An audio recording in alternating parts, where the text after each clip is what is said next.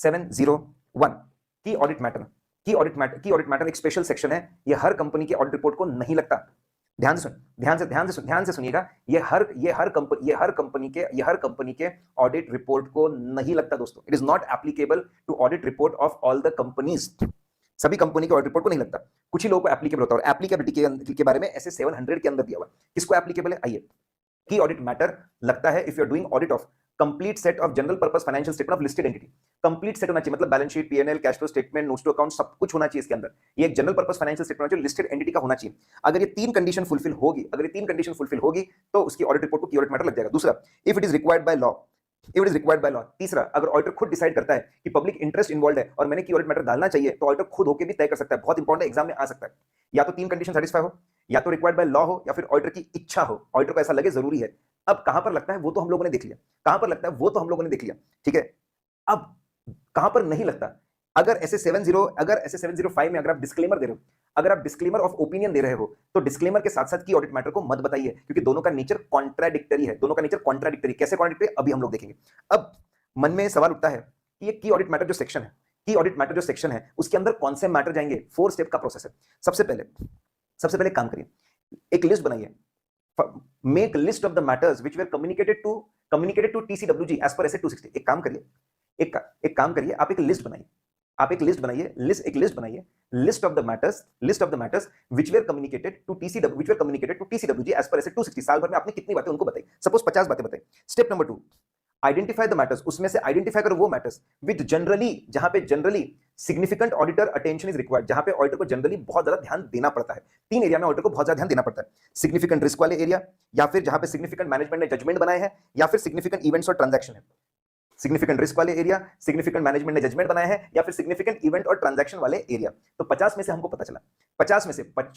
पता चला कि 10 ऐसे एरिया है जहां पे ऑडिटर को जनरली सिग्निफिकेंट ऑडिटर अटेंशन देना पड़ता है। अब उसमें से भी step number 3, find out the items of most significance.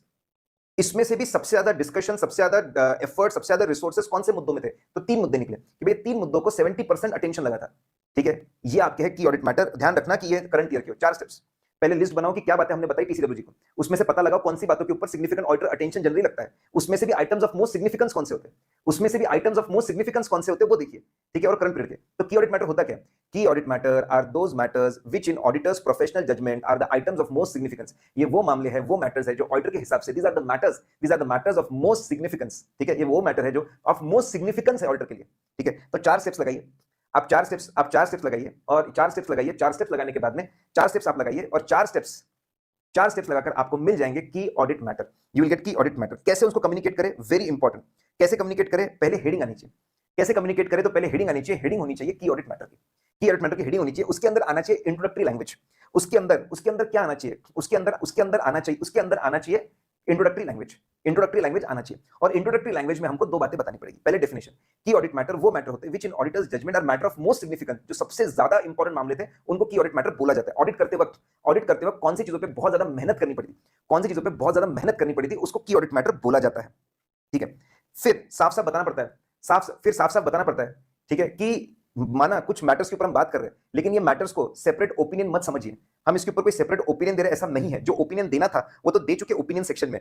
जिस मैटर पे बात कर रहे हैं उस पर सेपरेट ओपिनियन ना समझे। पहले मैटर को डिस्क्राइब करना पड़ता है, पॉइंट नंबर 1। रेफरेंस देना पड़ता है कि डिटेल के लिए कौन सा नोट्स टू अकाउंट देखेंगे, क्यों इसको की ऑडिट मैटर मान रहे हैं, रिस्क की वजह से, जजमेंट की वजह से, सिग्निफिकेंट इवेंट ट्रांजैक्शन, वो बताना पड़ेगा।